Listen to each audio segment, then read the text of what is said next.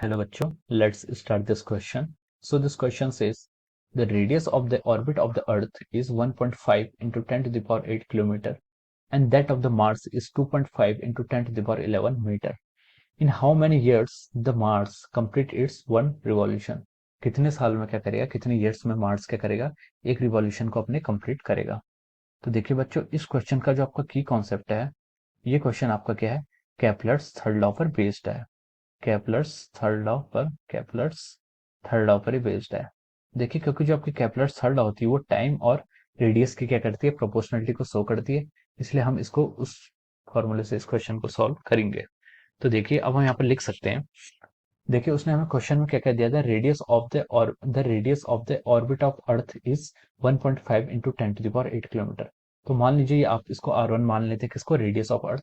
इसको हम लिखते हैं 1.5 into 10 to the power 8 kilometre को हम मीटर में कन्वर्ट कर देते हैं, क्योंकि हमें मार्स के रिस्पेक्ट में मीटर में दिया है, तो हम इसको 10 टू द पावर 11 मीटर लिख सकते हैं। ओके, ये आपका R1 आ गया। And that of the Mars, Mars की जो रेडियस है वो कितनी दे रखी है हमें क्वेश्चन में, 2.5 into 10 to the power 11 metre. Okay, ये आपकी मार्स की रेडियस है R2 और R1 आपकी अर्थ की रेडियस है। In how many years the Mars complete it's one revolution. तो देखिए, अर्थ कितने में करता है, ये आपको क्वेश्चन में प्री रिक्विजिट है, कितना होता है, 1 ईयर्स में अर्थ एक रिवॉल्यूशन कंप्लीट करता है। और हमें मार्स के लिए निकालना है जो कि हमारा T2 है, तो हमें T2 कैलकुलेट करना है। और हमें पता है कि केपलर थर्ड लॉ से T square is proportional to over R cube, ये ऐसे प्रोपोर्शनलिटी होता है।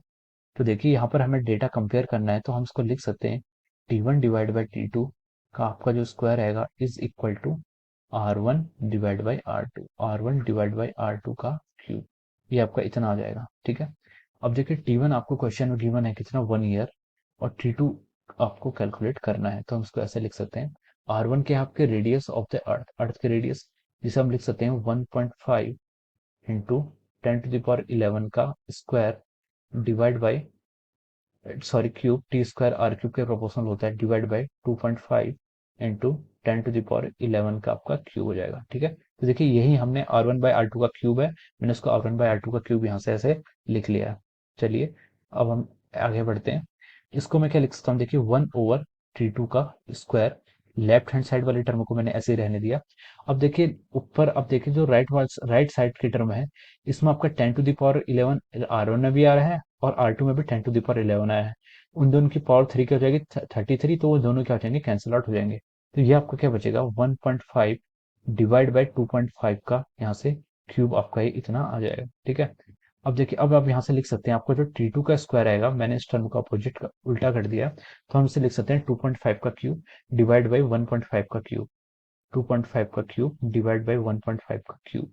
ठीक है, अब देखिए, आप इनमें भी कुछ कैलकुलेशन कर सकते हैं, जैसे कि ये आ जाएगा आपका, मैं इसको आगे बढ़ा रहा हूँ, इसी को मैं आगे बढ़ा रहा हूँ, तो यहाँ से लिख सकते हैं 5, इसको अगर हम 10 से मल्टीप्लाई करें तो ये हो जाएगा आपका 5/3 का क्यूब, आपका ये ऐसा आ जाएगा। ठीक है, अब आप यहाँ से लिख सकते हैं, जो आपका T2 का स्क्वायर होगा, 5 का क्यूब हो जाता है आपका 125, और 3 का क्यूब हो जाएगा आपका 27।